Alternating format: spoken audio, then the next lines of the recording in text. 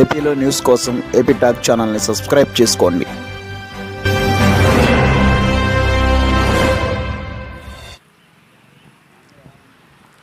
నమస్తే అన్నగారు, మీ పేరు? నా పేరు షేక్ సిద్దిక్ అన్న.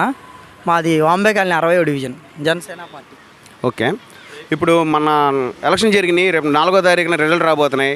నిన్న ఎగ్జిట్ పోల్స్ రిలీజ్ అయినాయి.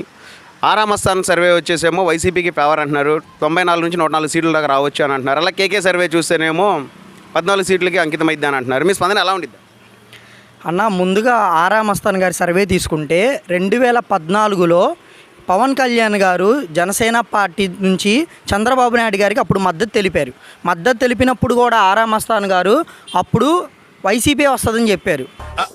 అంటే అది కానీ తీరా చూస్తే మన చంద్రబాబు నాయుడు గారు ముఖ్యమంత్రి అయ్యారు 2014లో. మళ్ళీ అదే ఆరామస్థాన్ గారు ఇప్పుడు మళ్ళీ వైసీపీ ఫేవర్గా వైసీపీ వస్తుందని చెప్తున్నారు. సేమ్ 2014లో ఎలా రిపీట్ అయ్యిద్దో దానికంటే డబల్గా త్రిబుల్గా ఇప్పుడు రిపీట్ అయ్యిద్ది. చంద్రబాబు నాయుడు గారు ముఖ్యమంత్రి అవుతారు. పవన్ కళ్యాణ్ గారు మిత్రపక్షాలు కలిసి ప్రభుత్వాన్ని స్థాపిస్తాయి. ఓకే, ఇప్పుడు పిఠాపురం తీసుకుంటే వంగ గీత అక్కడ విజయం సాధించింది అని చెప్పి ధీమా వ్యక్తం చేస్తున్నారు వైసీపీ ప్రభుత్వం.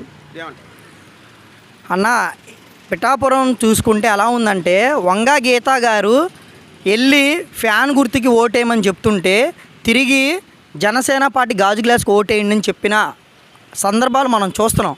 కాబట్టి అక్కడ గెలుపు ఏంటనేది పవన్ కళ్యాణ్ గారు ఎప్పుడైతే పిఠాపురం నుంచి పోటీ చేస్తానన్నారో ఆ రోజే పవన్ కళ్యాణ్ గారి గెలుపు ఫిక్స్ అయిపోయింది. నీ ఫ్యాన్స్ వెయిటింగ్ ఇక్కడ. జనాలు కూడా అక్కడ ఫిక్స్ అయిపోయారు. కళ్యాణ్ గారు ఎవరైతే వైసీపీకి మద్దతుగా మా ఆరామస్థాన్ గారు వైసీపీకి మద్దతుగా సర్వే చెప్పారో ఆయనే పవన్ కళ్యాణ్ గారు బంపర్ మెజారిటీతో గెలుస్తారని నిన్న చెప్పారు, అందరూ చూశారు కూడా.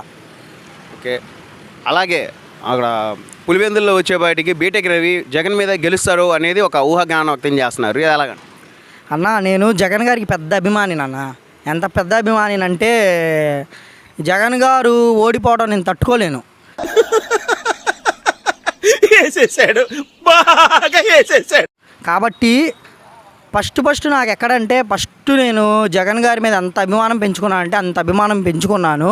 ఆ జగన్ గారు ఓడిపోవడం నేను తట్టుకోలేనన్న. మనస్ఫూర్తిగా కోరుకుంటున్నా జగన్ గారు గెలవాలని.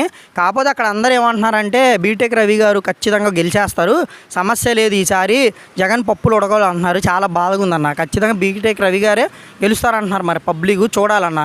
నేను కూడా ఒక సాటి అభిమానిగా జగనన్న అభిమానిగా జగనన్న ఓడిపోవాలని ఒక్కసారి ఓటమి చెందితే చూడాలని ఉందన్న.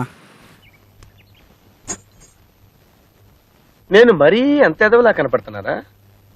ఓ మాదిరిగా కూడా కనపడలేదా? అలాగే జగన్మోహన్ రెడ్డి ధీమా వ్యక్తం చేస్తారు. నా ఎస్సీలు, నా బీసీలు, నా మైనార్టీలు నేను ఇచ్చిన పథకాలే జనాల్లోకి వెళ్ళి అయ్యే నన్ను గెలిపేస్తాయని ధీమా వ్యక్తం చేస్తున్నారు. ఎంతవరకు వెళ్ళి అంటారు అన్న? నేను ఒక ముస్లిం మైనార్టీనన్న. ఆయన ఇచ్చిన పథకాలు 99% అయినాయి అంటున్నారు. కానీ 99% ఎక్కడ పూర్తి కాలాయి. వాళ్ళు చెప్పుకోవడం తప్ప ఏమీ లేదు.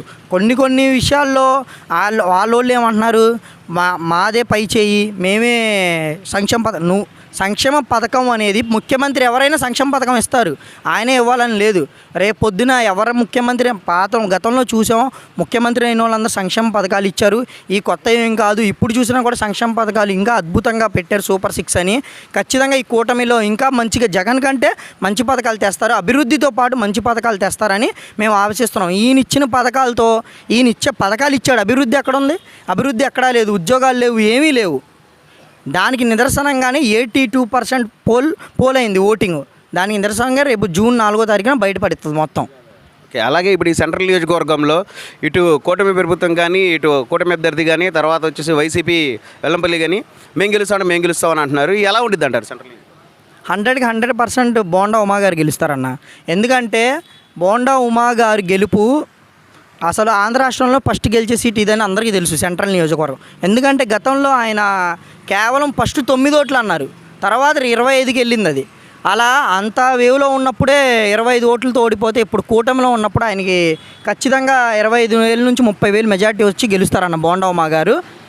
వెల్లంపల్లి గారు షెడ్కి వెళ్ళిపోవడమే. Okay, thanks.